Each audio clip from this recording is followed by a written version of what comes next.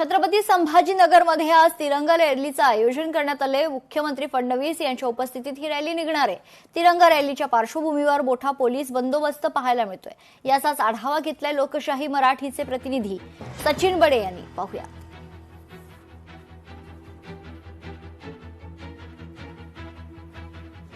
छत्रपती संभाजीनगरमध्ये भाजपच्या वतीनं तिरंगा यात्रेचं आयोजन करण्यात आलेलं आहे। या यात्रेमध्ये भाजपचे नेते आणि त्यासोबतच राज्याचे मुख्यमंत्री देवेंद्र फडणवीस हे सहभागी होणार आहेत आणि त्यांच्यासाठी या ठिकाणी पोलिसांचा मोठा बंदोबस्त तैनात करण्यात आलेला आहे।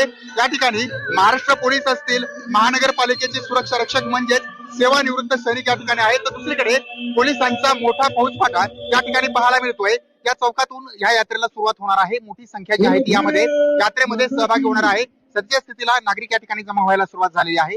यामध्ये सर्वाधिक जास्त लक्ष केंद्रित करणारा वर्ग जर पाहायला गेला तर तरुणांचा यामध्ये सहभाग जो आहे तो नोंदवला जाणार आहे।